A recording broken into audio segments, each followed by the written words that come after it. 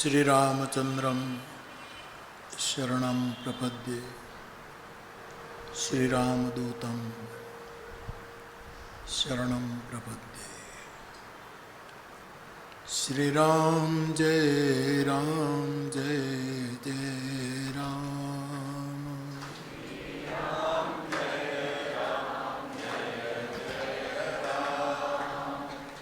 श्रीराम जय राम जय जय राम।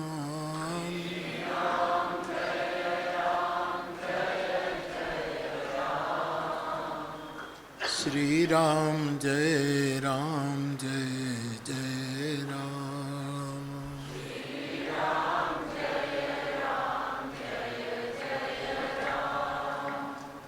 मंगल भवन अमंगल हारी।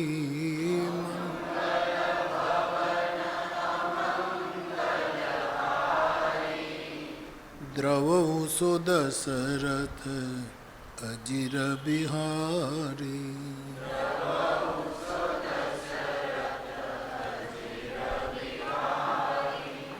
श्री राम जय राम जय जय राम।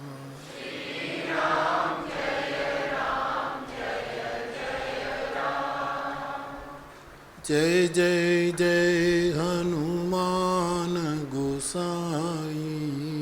जय जय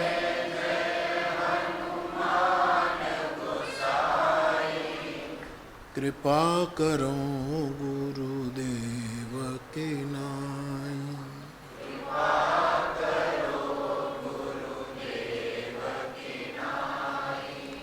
श्री राम जय राम जय जय राम।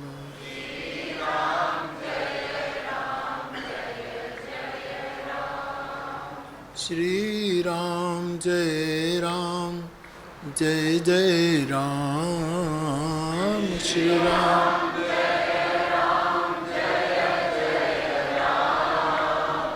श्री राम जय राम जय जय राम।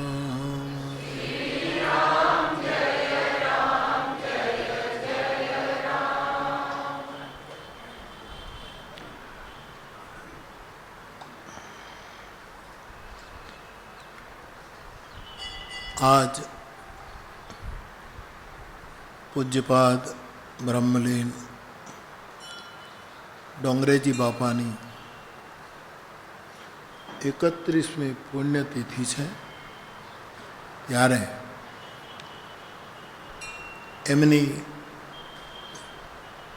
ભાગવતીય ચેતનાને મારા પ્રણામ।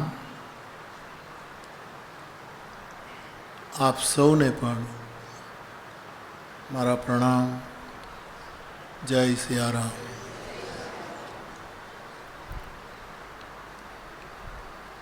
આ સેવા સંસ્કાર આશ્રમ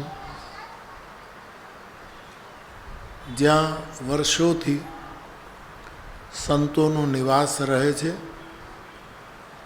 અને પ્રસિદ્ધિ મુક્ત પોતાની ક્ષમતા પ્રમાણે આ સ્થાન સમાજની સેવા પણ કરે છે, એના આપણે બધાએ સાક્ષી છીએ। છેલ્લા 25 વર્ષથી ઉપર પૂજ્યપાદ પ્રેમ ભિક્ષુકજી મહારાજની પ્રેરણાથી શ્રી રામ જય રામ જય જય રામ આ મંત્રનો નિરંતર અખંડ સંકીર્તન ચાલે છે। એટલે ઉપર નામ, નીચે કામ। નામની સાથે જે નામીએ આપણને કામ સોંપ્યા હોય કે આ પણ કરજો, એવા નામી એટલે રામ કૃષ્ણ શિવ જે આપણે માનતા હોઈએ એવા પ્રભુને પ્રિય એવા કાર્યો પણ આ સંસ્થા કરે છે। એમના વયોવૃદ્ધ, વર્ષોથી હું એમને જોઉં છું. આદરણીય રામકૃષ્ણભાઈ, અમુક વડીલો તો વૈકુંઠવાસ પામ્યા છે. એમની આખી નવી ટીમ ડૉક્ટર જયપ્રકાશભાઈ અને બધા જ આ કાર્યને સંભાળે છે. પ્રતિવર્ષ આ દિવસોમાં શ્રીમદ ભાગવતજીની કથા પણ આ દિવસોમાં કે જ્યારે થતી હોય છે, પૂજ્ય શાસ્ત્રીજી, આ એ શાસ્ત્રીજી છે કે એમના પિતાશ્રી જેપી પારેખ હાઈસ્કૂલમાં અમને સંસ્કૃત ભણાવતા હતા. શિવશંકર દાદા વનમાળી, તને ખબર છે, આ મારી સાથે ભણતો હતો. એ અડધો ગાંડો થઈ ગયો છે અને હું વધારે ડાયો થઈ ગયો છું, એવી આ દશા છે. એ વનમાળીને અમે સાથે ભણતા, બે જણા સાથે ભણતા. એટલે એને ખબર છે, દાદા પાઘડી બાંધી, શિવશંકર દાદા. તો એમના સુપુત્ર પ્રતિવર્ષ અહીંયા સેવા આપે છે. જેમ હમણાં કહ્યું કે 31 વર્ષમાં હું એક વખત ચૂક્યો છું. એ કંઈ ભૂલ થઈ ગઈ, ખબર નહીં શું થયું, કંઈક કથા અપાઈ ગઈ હશે કે ભૂલમાં અપાઈ જાય.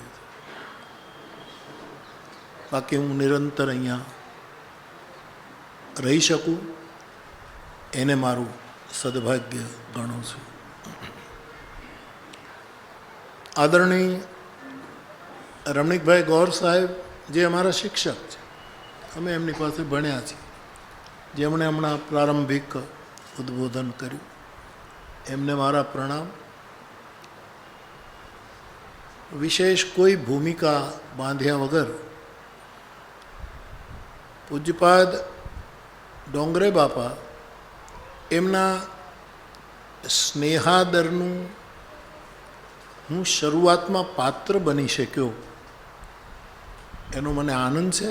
અને બાકી તો હું એના એક શ્રોતા તરીકે અહીંયા એમના ચરણોમાં શ્રદ્ધાંજલિ આપવા માટે હાજર રહું છું.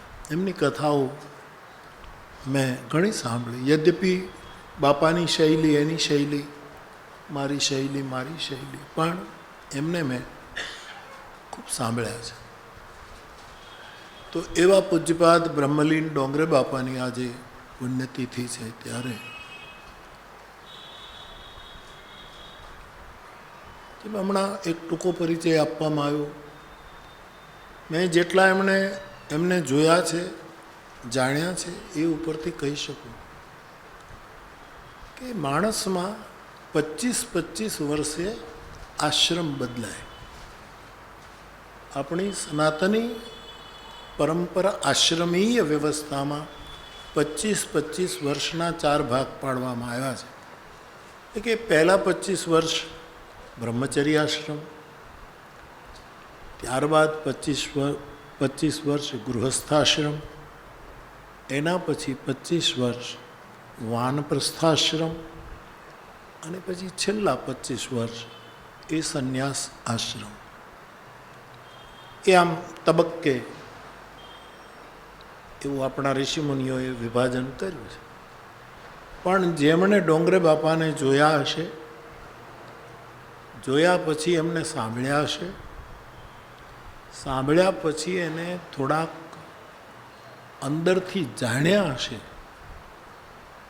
એવા કોઈ પણ વૈષ્ણવને એવું લાગશે, એમાંનો એક હું, એવું લાગશે. આવી તો ઘણી વિભૂતિઓ હોઈ શકે, પણ આપણી જાણકારીમાં એક એવી વિભૂતિ, અને તે પૂજ્યપાદ ડોંગરેજી બાપા, જેના જીવનમાં 4 આશ્રમ એક સાથે ચાલતા હતા. 25-25 વર્ષનો ત્યાં ગેપ નહોતો. આજીવન એનામાં બ્રહ્મચારી આશ્રમ દેખાય. અંદરની વાત તો બાપા એ જાણે, પરંતુ આ બહુ જ સ્પષ્ટ વાત છે કે એમણે ગૃહસ્થાશ્રમ બાંધ્યા પછી પણ સંયમી જીવન જ જીવ્યા છે. અને લોકો તો પછી ગમે તેવી વાતો કરે, એમાં આપણે ન જઈએ, પણ એમનો ગૃહસ્થાશ્રમ કહે છે કે એમણે ગૃહસ્થાશ્રમમાં પ્રવેશ કર્યો ત્યારે પૂજનીય સીતા માતાને એમણે પહેલેથી કહ્યું હતું કે હું સંસારી જીવન નહીં જીવું, અને એ બંને એ ગ્રંથિથી બંધાયા એવા બાપાના એ સમયના નજીકના મહાપુરુષો કહેતા. પછી કોઈ કારણસર સીતાદેવીજી આબુ ગયા વિમલાતાઈ પાસે, એ ત્યાં એમણે શેષ જીવન વિતાવ્યું. એટલે જુદા ન પડ્યા, પણ પોતપોતાની રીતે સ્વતંત્ર સાધના કરતા હતા. પણ એમના ગૃહસ્થાશ્રમનો મારે એક વાત એ કહેવી છે કે દરેક મહિને વિમલાતાઈની પાસે રહેતા સીતામાં બાપજીના ધર્મપત્ની, એનો મહિનાનો ખર્ચ આપવા માટે ડોંગરે બાપા સ્વયં માઉન્ટ આબુ જતા, 5 મિનિટ મળે અને હું લૌકિક રીતે આપનો પતિ છું, આપ મારી પત્ની છો, મારી ફરજ છે કે મારે આપનો નિર્વાહ કરવો જોઈએ, એટલે એટલી રાશિ આપે પ્રણામ કરીને નીકળી જતા, એનો હું સાક્ષી છું. એટલે આખું જીવન બ્રહ્મચારી આશ્રમ, અને જ્યાં સુધી સીતાદેવીજી રહ્યા ત્યાં સુધી પાક્કો ગૃહસ્થાશ્રમ, અને એનો વાનપ્રસ્થાશ્રમ તો આપણે બધા જ જાણતા હતા. જેમ હમણાં કહેવાયું કે જીવનમાં કોઈ દિવસ એણે જૂતા, ચપ્પલ કે પાદુકા કશું પહેર્યું નથી. એમનું વ્રત હતું કે ભગવાન શ્રી કૃષ્ણ ગાયોની પાછળ ખુલ્લા ચરણોએ જો ગયા હોય તો મારે ચરણમાં પાદુકા નહીં. અને કૃષ્ણ શિવેલા કપડાં નહોતા પહેરતા, એટલે બાપાએ પણ જિંદગીભર સિલાઈ કરેલા કપડાં કોઈ દિવસ પહેર્યા નથી. એના આપણે બધા સાક્ષી છીએ.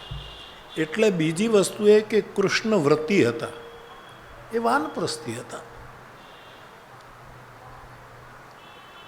સંન્યાસ આશ્રમ આવો સંન્યાસી કોણ મળે આપણને? છતાંય મેં અહીંથી પણ અનેક વખત કહ્યું છે કે એક જ વિષય ઉપર વર્ષો સુધી બોલીએ ને તો પછી પુનરાવૃત્તિ થાય જ. અને ઘણા પાછા તરત જ એમ કે તમે ગયે વખતે આ બોલ્યા, તો મેં કીધું બોલ્યો તો હવે તું રહેવા દે. વર્ષોથી એક જ જગ્યાએ બોલીએ તો પુનરુક્તિ થાય જ. પણ એમના સંન્યાસનો પણ હું સાક્ષી એ અર્થમાં કે એમણે છેલ્લો સમય નડિયાદ સંતરામ મહારાજ આશ્રમમાં એમણે વિતાવ્યો. અને જ્યારે એમને એમ લાગ્યું કે હવે મારો નિર્વાણનો દિવસ એકાદ દિવસમાં છે, ત્યારે એમણે નડિયાદના સંતરામ આશ્રમમાં શીઘ્ર સંન્યાસ ધારણ કર્યો. આપણે ત્યાં વ્યવસ્થા છે કે માણસ સંન્યાસ ન લે છેલ્લી અવસ્થામાં, તો છેલ્લા સમયે એને એમ લાગે કે મારે હવે સંન્યાસ લેવો છે, તો એણે શીઘ્ર સંન્યાસ ત્યાં લીધો. અને સંન્યાસી પણ ધારણ કરે પછી એને અગ્નિ સંસ્કાર નથી થતો, કાં તો એને જળ સમાધિ અપાય છે, અને કાં તો અમારે વૈષ્ણવ સાધુઓની જેમ ભૂમિ સમાધિ અપાય. મોટાભાગના સંન્યાસીઓ જળ સમાધિ પસંદ કરે છે, તો બાપાએ પણ જળ સમાધિ પસંદ કરેલી. અને એમના ભાઈ પ્રભાકર ડોંગરેબા એ વડોદરામાં જ રહેતા. એમને ઘરે જ ઘણી વખત બાપાના દર્શન કરવા માટે હું ગયો. એટલે નડિયાદ મહારાજે અને બધાએ નક્કી કર્યું કે માલસર બાપાને બહુ પ્રિય હતું. માલસર ત્યાં દર વર્ષે એક ભાગવત કથા, વર્ષોથી એનો એક ખંડ માલસરમાં એ ભાગવત કથા કરતા, અને ત્યાં એમને જળ સમાધિ આપવાનો નિર્ણય થયો. આ વાત પણ મેં આપને કહી છે. ત્યારે તલગાજરડામાં કારતક મહિનામાં પૂર્ણિમા સુધી એક વૈદિક યજ્ઞ પ્રતિવર્ષ થતો હતો, અને એવો યજ્ઞ હતો હનુમંત યજ્ઞ. અને મને આ જાણ થઈ કે બાપા બ્રહ્મલીન થયા, એટલે હું સીધો વડોદરા નડિયાદ પહોંચ્યો. ત્યાં મને ખબર પડી કે જળ સમાધિ અપાઈ ગઈ છે, બધા પાછા આવી ગયા છે. અને પછી હું પ્રભાકર ડોંગરે બાપા, એમના ભાઈ, એમને હું મળી આવ્યો અને પછી પાછો આવી ગયો. અમારા જે યજ્ઞના આચાર્ય હતા વિષ્ણુ બાપા શાસ્ત્રી, મુંબઈ ઘાટકોપર, બહુ મોટા વિદ્વાન, બહુ જ મોટા કર્મકાંડ. એણે મને મીઠો ઠપકો આપ્યો કે તમારે આમ જવાય નહીં. ક્ષમા માંગુ છું કે એનું કારણ આપો કે હું આચાર્ય છું અત્યારે તલગાજડામાં, તમે યજમાન, હું જો કે યજમાન નહોતો, બીજા હતા, પણ તમારે ત્યાં આવ્યો છું, એટલે મારી આજ્ઞા વગર તમારે સ્થાન છોડાય નહીં. હવે ધ્યાન રાખીશ. પણ એવો ઠપકો પણ મીઠાશથી ઠપકો આપેલો, સહન કરે. તો બાપાના જીવનધારા, એનું જે જીવન પ્રવાહ, એમાં એક સાથે ચારેય આશ્રમો, જેની જેવી આંખ એવા આશ્રમોના દર્શન થતા. એટલે હું એમ કહી શકું કે ડોંગરે બાપા આશ્રમાતીત હતા. છેલ્લે તો ચારેયમાંથી એકેય આશ્રમ નહીં, આશ્રમ શબ્દ જ નીકળી ગયેલો, અને એક જ શબ્દ નવો ઉત્પન્ન થયો, તે કૃષ્ણાશ્રય. આશ્રય, આશ્રમ નહીં, આશ્રય, દૃઢાશ્રય. મમ પ્રભુ શ્રી ગિરિરાજધારી. તો એનો એણે આશ્રય કર્યો. પોતાનું બેંકમાં ખાતું નથી, એ તો બિલકુલ સાચી વાત છે. ક્યાંયથી કથામાંથી પૈસા લેતા નહોતા, એ પણ એટલું સત્ય છે. આમ બીજી રીતે ક્યાંયથી નહોતા લેતા, એ પણ એટલું સત્ય છે. નહીંતર વ્રતધારીને પૈસા લેવા માટે ઘણા રસ્તા હોય છે. એમાં એ લેનારનો કોઈ વાંક નથી. લક્ષ્મી ચંચળ છે, એ આમ માર્ગ કરે છે કે આમથી ન જવાય તો આમથી જવાય. આજે જ ચિત્રકૂટમાં મારી પાસે અમુક જણા બેઠા હતા, અને એક ફોન આવ્યો. ક્યાંથી આવ્યો આશીષ? હરિયાણા કે ક્યાં? હરિયાણાથી. હા, ગાઝિયાબાદથી એક ફોન કે એક બેન બોલે છે. એટલે પહેલાં તો મેં જરા બહુ ધ્યાન ના આપ્યું. કાંઈક વળી એવું કામ હોય ને હું ફોન ન લઉં તો સારું નહીં, તો આપો. એટલે આમ મારા શ્રોતા જ હશે એવું લાગ્યું કે બાપુ પ્રણામ, જય સિયારામ, જય સિયારામ. મને કાંઈ એક પાર્ટીને બહુ મોટું દાન કરવું છે, બહુ મોટું. જયપ્રકાશભાઈ એ આંકડો સાંભળ્યો ત્યારે મને એમ લાગ્યું કે મોટું. હું કાંઈ વચ્ચે બોલું એના પહેલાં પૂરું સાંભળી લો. હા બેન, એને 60 કરોડ રૂપિયા આપવા.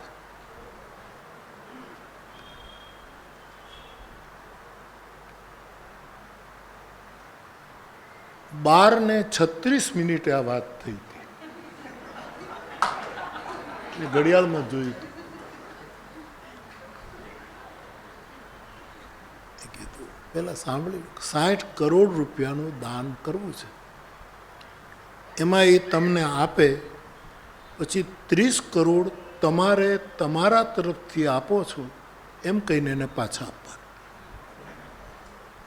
અને પછી 30 કરોડ તમારે રાખવાના. એટલે ઘણી ધાર્મિક સંસ્થાઓ આવું કરતી હોય છે એવું મેં સાંભળેલું. એટલે મેં કહ્યું, બેન અહીંયા આવું કશુંય થતું નથી, મને આમાં કંઈ ખબર પડે નહીં, અને આ પ્રશ્ન જ અહીંયા તમે લાવો છો એ અસ્થાને છે. આ અર્થનું તલગાજરડું અર્થનું કેન્દ્ર નથી, તલગાજરડું કામનું પણ કેન્દ્ર નથી, તલગાજરડું મોક્ષનું પણ પ્રતીક નથી, તલગાજરડું કેવલ ધર્મનું કેન્દ્ર છે, અને એ ધર્મ પણ સત્ય, પ્રેમ અને કરુણા, આ સિવાય કોઈ કેન્દ્ર નથી. મેં બેનને વિવેકથી કીધું કે નહીં બેન, એ આ કોઈ વેપારી સંસ્થા નથી, તમે બીજી કોઈ સંસ્થા કરતા હોય ને તમને ફાયદો થતો હોય તે તમે કરો. એમ કરીને મેં ફોન મૂકી દીધો. નહીંતર ઘણા રસ્તા હોય, એ ફોન જો ક્યાંક બીજે ગયો હોત તો એને બીજે જ દિવસે બોલાવ્યા હોત કે તમે આવી જ જાઓ, મારો પ્રોગ્રામ હતો, 3 દિવસના પ્રવચન હતા, પણ એ હું બંધ રાખી દઉં છું અને તમે તાત્કાલિક આવો, એવું થઈ શકે. ખેર, આ તો એક વાત. પણ બાપા કોઈ પાસેથી પૈસા લેતા. હા, જ્યારે કોઈ નિમિત્ત હોય કે હોસ્પિટલ છે, કોઈ આ છે, એના માટે ફાળો એકત્રિત થાય તો એ પોતાના મનમાં બેસે તો એવી કથા એ આપતા હતા. પરંતુ જે કંઈ રાશિ ભેગી થાય ને એને કહેવામાં આવે તો 2 જ કામમાં વપરાવતા હતા. એક અન્ન ક્ષેત્ર માટે, કે તમે અન્ન ક્ષેત્ર ખોલો અને જે આવે એને સમાન દૃષ્ટિથી ભોજન કરો. અને બીજું, આપ સૌ જાણો, બીજું એનું કાર્ય હતું સંસ્કૃત પાઠશાળા ખોલો અને બ્રાહ્મણોના બાળકોને સંસ્કૃત, આ 2ની વિશેષ એ સૂચના આપતા હતા. એવા પૂજ્યપાદ બાપજી, હવે જેને આટલી નિસ્પૃહતા હોય, આપે, હું તો બહુ એક વક્તા તરીકે માર્ક કરું, મારે એમની કોપી ન કરાય, કારણ કે મારો વે મારો પોતાનો વે છે. પણ કોઈ દિવસ વ્યાસપીઠ ઉપરથી કોઈને એણે સંબોધન ન કર્યું, ગમે તે હોય,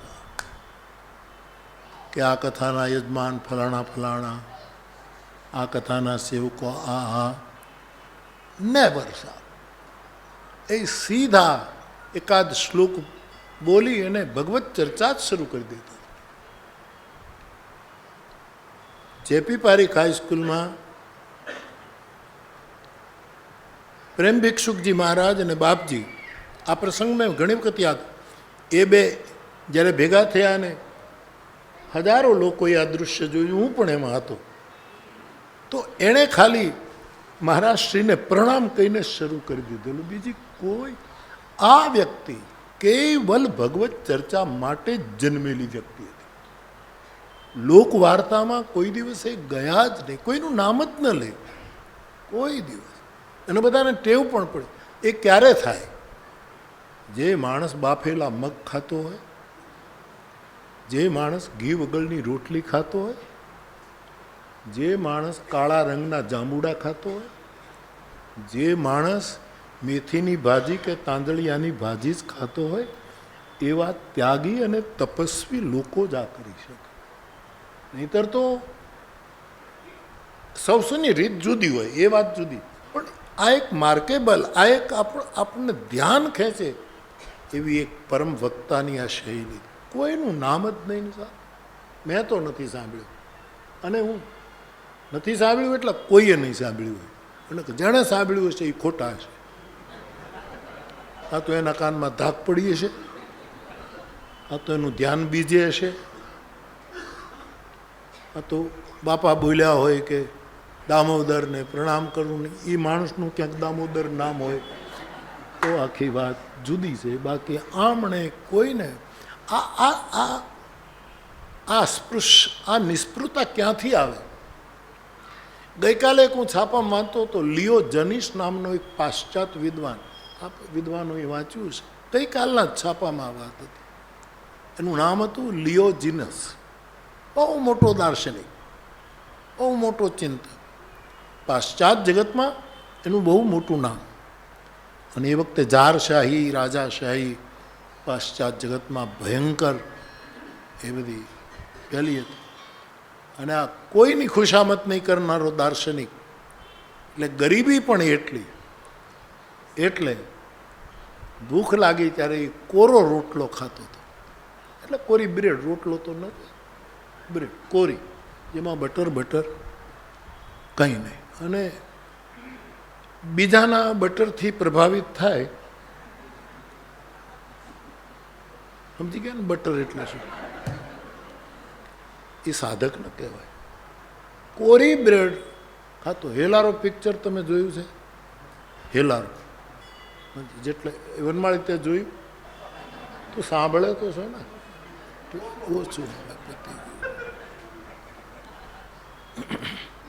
હેલારો પિક્ચરમાં પેલો જે ઢોલવાદક છે ને, એટલી ગરીબા, એ જે કોરો રોટલો ખાય છે, આપે દ્રશ્ય જોયું છે. 3 દિવસનો રોટલો જે બટકા, એવી રીતે આ દાર્શનિક કોરો રોટલો ખાતો હતો. અને એમાં એનો કોઈ સ્પર્ધક વિદ્વાન હશે, એ ત્યાંથી નીકળે છે. એણે કીધું કે ડાયો, આ રાજાની થોડીક ખુશામત કરી હોત ને તો આ કોરો રોટલો ખાવા ન પડે. આજે થોડી ખુશામત કરવામાં બગડી શું જતું હતું? પછી ખુશામત કરીને એમ કહેવાય કે આના કરતાં તમે આવા કામ કરો તો વધારે સારા ગણાશો, એવી સલાહ પણ આપી શકાય. પણ તમે બિલકુલ રાજ્ય સત્તાનો નિષેધ કર્યો, ખુશામત ન કરી, એટલે આ કોરો રોટલો ખાવાનો વખત આવ્યો. ડાયોજનીસ એની સામે જોઈને 5 મિનિટ પછી બોલ્યો કે કોરો રોટલો ખાવાની પહેલેથી આદત પાડી હોત તો કોઈ રાજાની દાઢીમાં હાથ નાખવો ન પડે. આ નિસ્પૃહતા, આ સાધુઓની કપડાં ચેન્જ કર્યા વગરનો વૈરાગ છે સાહેબ. એ મહાપુરુષ નિસ્પૃહ રહ્યા, એની પાસેથી કાંઈ લીધું નહીં, ને બેંકમાં ખાતું નહોતું, ને મારું નથી. હવે મને હમણાં કોઈ નહીં યાદ કરે, પછી કરશે. આ નાગરિક બેંકવાળા મારું નામ જાતું કરતા નથી. નાગરિક બેંકમાં મારું ખાતું હજી મને સભ્ય પકડી જ રાખ્યો છે. હું એને વિનંતી કરીને થાક્યો કે ભાઈ સાહેબ, હવે મારું ક્યાંય ખાતું નહીં, અને તમે આ મારું નાગરિક બેંકમાંથી બાવો બેંકમાં શોભે નહીં, એમ હું ઘણી વખત બોલ્યો છું કાગબાપુનું વાક્ય, અને તમે મને આમાંથી તો કે નહીં, તમારું નામ તો બેંકનું જે થવું એ થાય, તમારું નામ નહીં. કારણ કે અમારી ઇજ્જતનો સવાલ છે કે આ બેંકના સભ્ય મોરારી બાપુ પણ છે, એનું ગૌરવ લે, પણ ઓલું દિવાળીનું જે આવે ને એ મને આપવા ન આવે. દિવાળી નહીં આપે, બધા શેર હોલ્ડરને આપે ને, સુટકેસ આપે, કુકર આપે, એવું બધું આપે. એ કાંઈ મને વર્ષો સુધી એ લોકોએ આપ્યું જ નહોતું. પછી મારા ધ્યાનમાં આવ્યું કે આ લોકો નામ કાઢતા નથી, અને આ એને શું કહેવાય, એનું નામ શું કહેવાય? એની દિવાળી આપે એ શું? ડિવિડન્ડ. હા, એ તું શાંતિ રાખ, મને ખબર એટલી તને ખબર છે, એટલે આપણે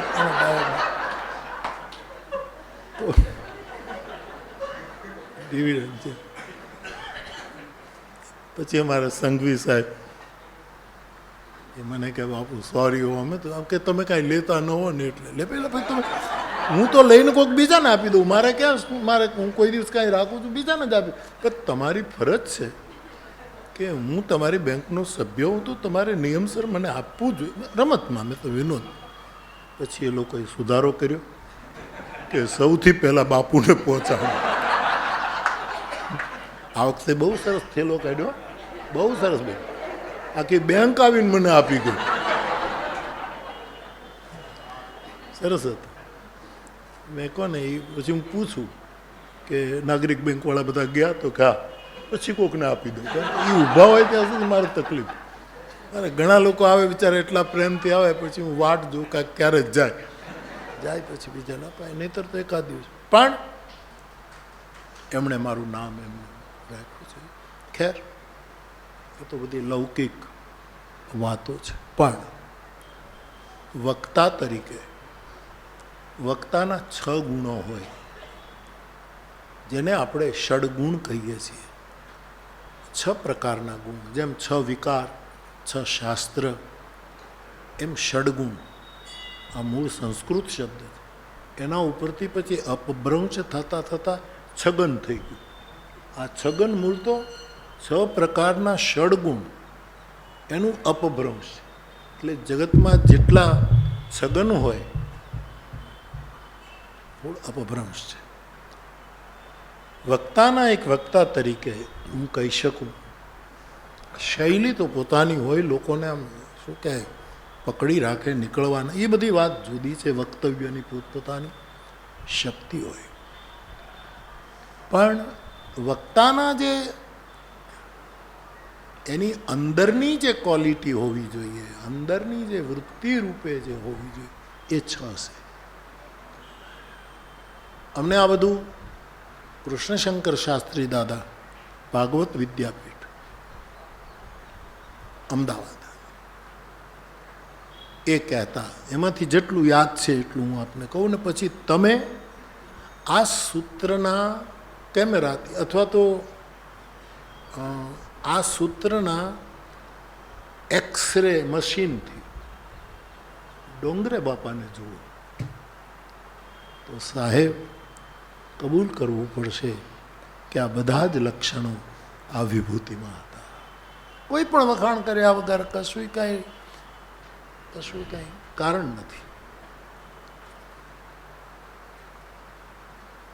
હું ઘણી વખત કહું, માણસ જતા રહે અને પછી એના પ્રાર્થના સભા થાય ને શોક સભા થાય, ઉઠમણું બેસણું જે કંઈ બધું થતું હોય તે, બરાબર.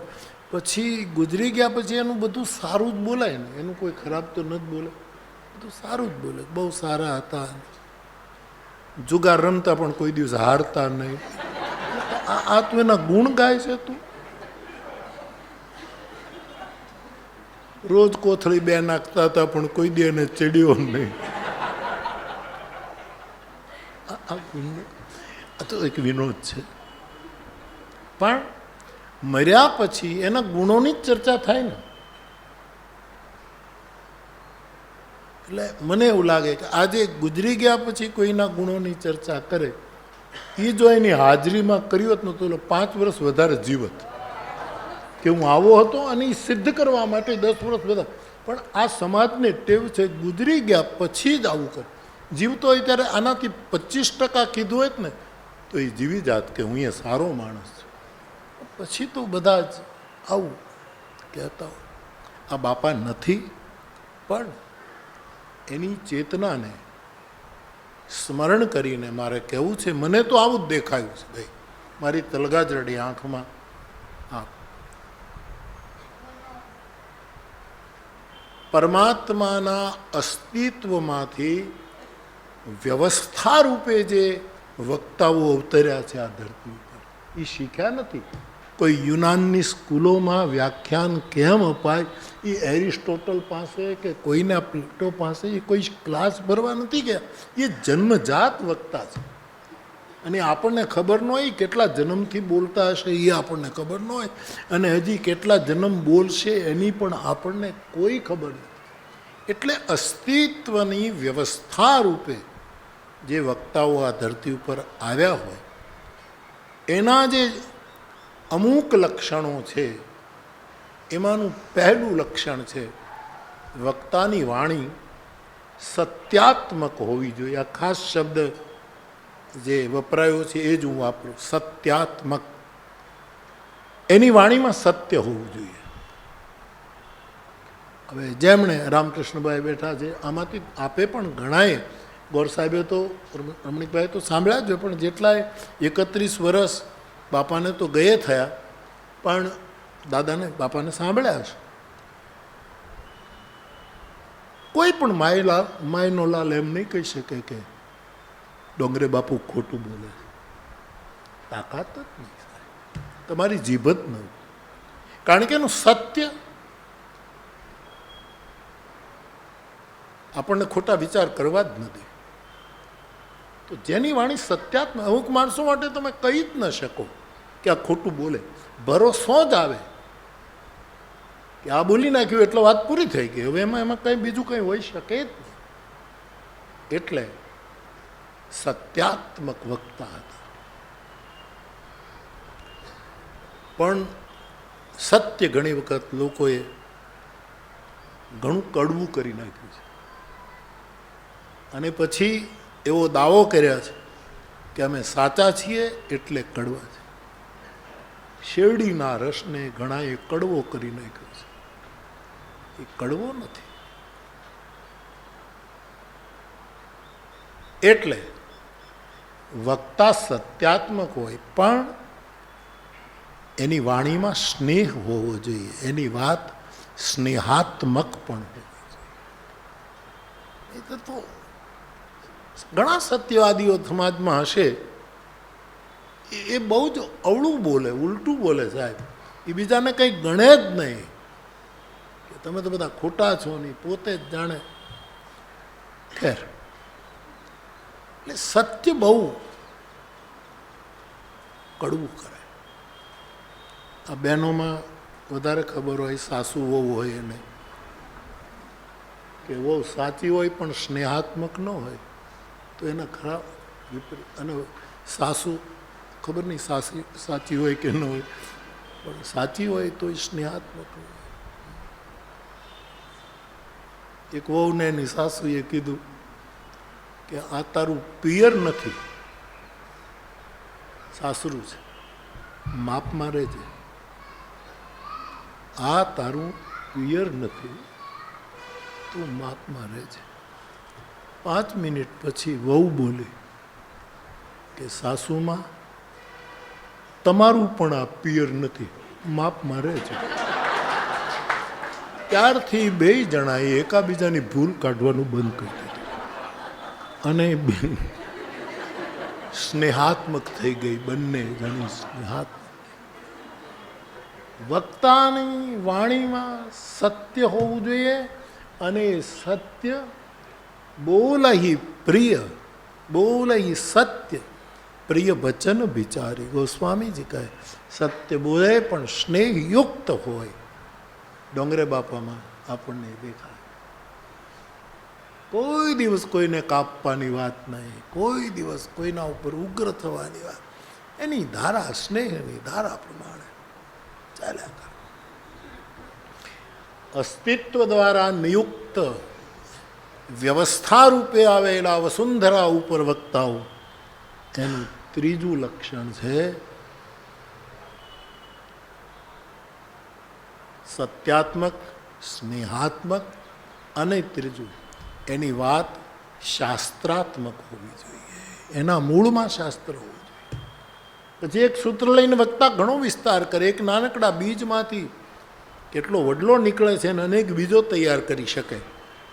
એટલે વક્તાની વાત મૂળતઃ એના મૂળમાં કોઈને કોઈ જગ્યાએ શાસ્ત્રનો આધાર હોવો જોઈએ. એટલે આવા વક્તા જેના મૂળમાં શાસ્ત્રાત્મક વાતો પડી હોય. ડોંગરે બાપામાં કોઈ ન કહી શકે કે એની વાત અશાસ્ત્રી હતી. જે હોય એ રીતે શાસ્ત્રની વાતો, એનું અર્થઘટન એ પ્રમાણે એ બધું કરે. એટલે શાસ્ત્રાત્મક વાત હોવી જોઈએ. સ્નેહાત્મક, સત્યાત્મક, શાસ્ત્રાત્મક. પરંતુ ચોથું લક્ષણ વક્તાનું છે વાત સૂત્રાત્મક હોવી જોઈએ. લાંબી લાંબી લાંબી લાંબી વાત નહીં, સૂત્રાત્મક. ઘણા લોકો કેટલું લાંબુ કરે. આજે જ અમારે એક વડીલ આવ્યા હતા, એટલું લાંબુ મારો બહુ ટાઈમ લીધો, એટલું લાંબુ. મેં વચ્ચે 2 વખત કીધું કે આ વાત તમે 2 વખત તલગાજરડા આવી અને મારો 1 કલાક સમય લઈને આ જ વાત કરી છે, તોય ન સમજે. એને એમ કે મોરારી બાપુ કંઈ સમજતા જ નથી. ગીતાએ કહ્યું છે માણસ દીર્ઘસૂત્રી ન હોવો જોઈએ.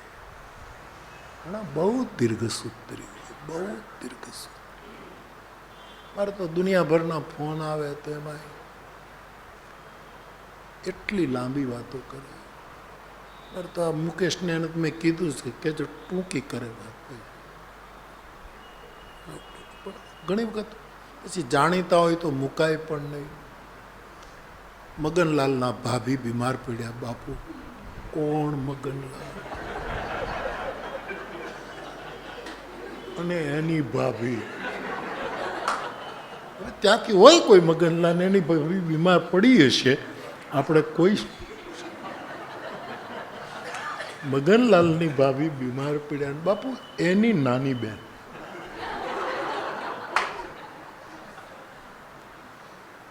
ગયા વર્ષે એના લગ્ન થયા અને એની નાની બહેનનો જે પતિ હતો એ કેનેડામાં સર્વિસ કરતો હતો. પછી એણે આને ત્યાં બોલાવી લીધી. મગનલાલની ભાભીની, તમે યાદ રાખજો, ભૂલી જતા, નાની બહેન કેનેડા ગઈ. એની ત્યાં તબિયત સારી ન રહી એટલે આ કોરોનાનું પત્યું. પછી ઇન્ડિયા આવી ગયા. થોડોક મને રસ પડ્યો કે ભલે ને મનોરંજન. આવી ગયા એ બેન.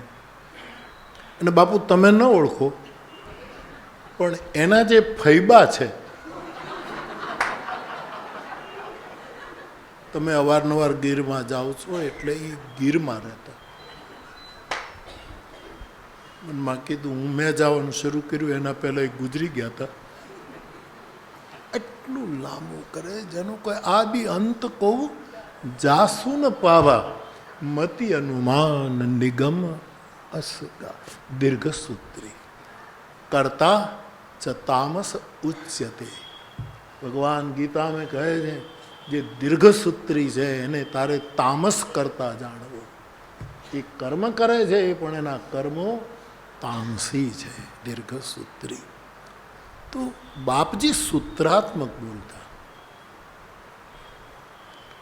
મેં તો એક વખત આખી આ જેપી પારેખ હાઈસ્કૂલની મારી પહેલી કથા બાપજીને સાંભળવાની. એના પહેલાં તો વર્ગમાંથી થોડીક રજા લઈ લઈએ, એકાદો પીરિયડ છોડી દઈએ અને ધોબીની વાડીમાં ગોપનાથને જાપે કથા હતી ને ત્યારે એની હોંસરીમાં સાંભળવા. પણ ત્યારે નહીં, પણ પછી અહીંયા જેપી પારેખમાં હતી ત્યારે હું એના આવા સૂત્રોની નોટ કરતો હતો. મેં ઘણા ઘણા ભાગની ડાયરી મેં એ પણ મેં અહીંયા ક્યારેક વાત કરી છે. તો એ મારા ગામના પટેલ હતા ને મુખી, એ મને કે તને શું આમાં ખબર પડે એમ કરીને લઈ ગયા દાદા. પેલા મેં નોંધ કરી. મને કે નહીં માંગણી કરતા આપણે આંચકીટ લીધી, તને આમાં શું ખબર? કીધું તું ચોમાસા વગર નાતો નથી.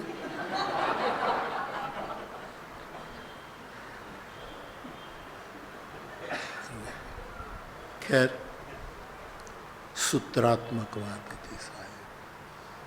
યોગ ક્ષેમ વહામ્યહમ ગીતાનું આટલું સૂત્ર લે સાહેબ.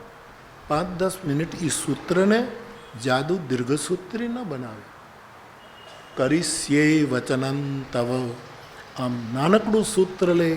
શિષ્યસ્તેહમ સાધિમામ ત્વામ પ્રપન્નમ એમ કહીને એ લે. અથવા તો સત્યમ પરમ ધીર. એની સૂત્રાત્મક આમ ટૂંકી ચર્ચા કરીને માં જેમ બાળકને દૂધ પીવડાવે એમ દૂધ. એટલે કે એ પણ આવા વ્યવસ્થાના રૂપમાં અવતરેલા વક્તાઓનું લક્ષણ હોય છે કે સૂત્રાત્મક વાત કરે. 5મું લક્ષણ આ બધું જ હોય. સત્યાત્મક હોય, સ્નેહાત્મક હોય, સૂત્રાત્મક હોય, આ બધું જ હોય. શાસ્ત્રાત્મક હોય પરંતુ સ્વાનુભવાત્મક ન હોય. એમાંથી એક પણ વસ્તુનો પોતાને અનુભવ ન થયો હોય તો પાછું બધું જ બેકાર, બધું નકામું, એનો કોઈ અર્થ નથી. પોતાના અનુભવમાં આવવું જોઈએ તો જ એ એ ચાલે. નહીંતર તો આપણને તરત જ બીજા કહે તમે કાંઈ કરતા નથી ને અમને બધું શું કીધા. મેં હમણાં જ વાત કરી હતી, આપણે આ BMT ગાડી આપણી ચાલતી હતી જયપ્રકાશભાઈ, આ નાની ટ્રેન આપણી મહુવા તળાજા ભાવનગર તળાજા BMT ટ્રેન, બરાબર, બહુ શાંતિથી ચાલે અને જરાય ઉતાવળ નહીં, બહુ ધીરે ધીરે ચાલે. ખેતરમાં જેનું ખેતર આવે ઉતરી જાય એને કોઈ, બહુ શાંતિથી ચાલે. આપણે નીચે ઉતરીએ આંટો મારીને પાસ ચડી જઈએ તો એ આપણે આપણી રાહ જોવે. બહુ ધૈર્ય કંથા એને સૂત્ર કે બહુ ધીરથી ચાલે. ઊંચડી આપણું ગોપનાથ, એ ઊંચડીનો એક માણસ, આ બનેલી ઘટના, એ માણસ 7-8 ડબ્બાની ટ્રેન ને કોલસાના એ વખતના એન્જિન પછીનો ત્રીજો ડબ્બો એ ચડવા ગયો એટલે હેન્ડલ પકડીને પહેલાં પગથિયે પગ મૂક્યો, ત્યાં ઓલો ગાર્ડ જે હતો એણે એની બંડી પાછળથી પકડી ખેંચી લીધું પછાડી. આવી રીતે ચડાય? એક્સિડન્ટ થાય તો પહેલાં બેસી જવું જોઈએ. માફ કરજો સાહેબ, આમ ધક્કો મારી દીધો રીતસર, પેલો ઊભો રહ્યો, ગાડી ધીરે ધીરે ચાલતી.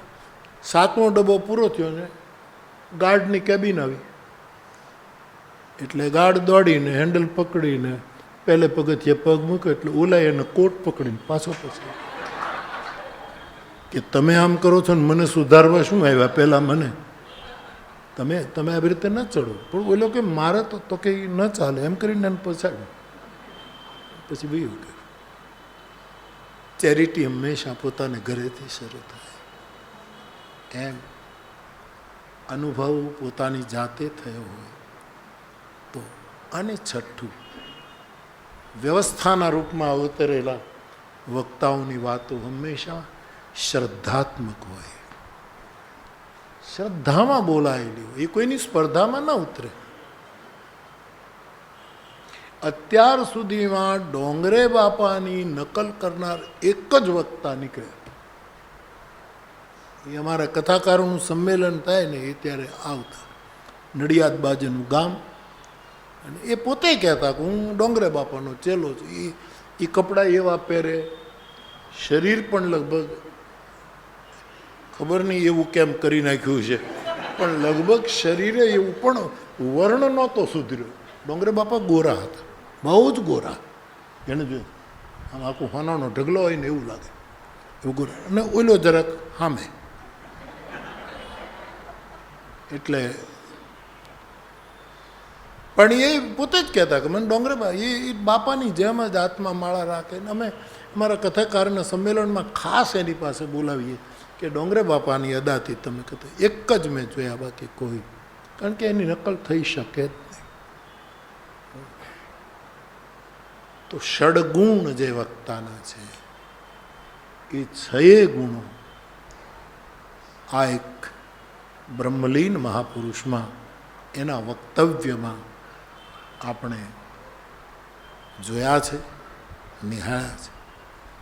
એવા બ્રહ્મલીન પુરુષ આટલા વર્ષોથી દેહરૂપે આપણા પાસે નથી. પહેલાં તો એ પોતાનો ગ્રંથ પણ છપાવવા નહોતા દેતા, ટેપ તો કરાય જ નહીં, બાપા ગુસ્સે થઈ જતા હતા, કોઈ ટેપ ન કરી શકે, ના જ પાડતા.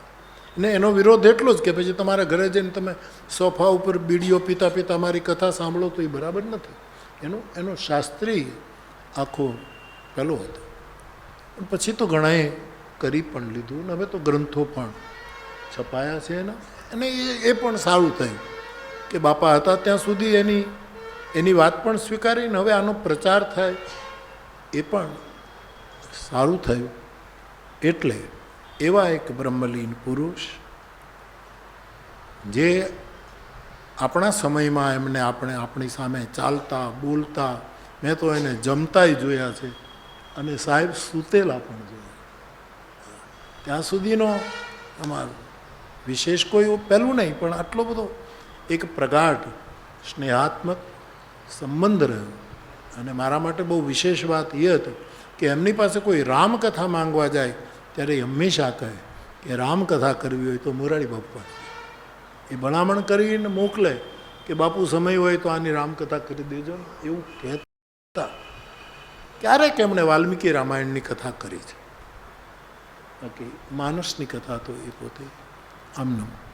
એવા એક પૂજનીય બ્રહ્મલીન પૂજ્યપાદ ડોંગરે બાપાની ભાગવતમય, શ્લોકમય, મંત્રમય ચેતનાને પ્રણામ કરીને સેવા સંસ્કાર આશ્રમને સાધુવાદ કે પ્રતિવર્ષ આ કાર્યક્રમ યોજે છે. અને હું પણ બને ત્યાં સુધી લગભગ આમાં હાજર રહેતો જાઉં છું. વિશેષ કંઈ નહીં કહેતા, પુનઃ એકવાર બાપજીના ચરણમાં પ્રણામ કરીને આપણી સૌની આ પુણ્ય શ્લોક મહાપુરુષના ચરણમાં એક ભાવાંજલિ અર્પણ કરીએ. પૂર્ણમદ પૂર્ણમિદમ પૂર્ણાત પૂર્ણ મુદચ્યતે પૂર્ણસ્ય પૂર્ણમાદાય પૂર્ણમેવાવશિષ્યતે. ઓમ શાંતિ શાંતિ શાંતિ.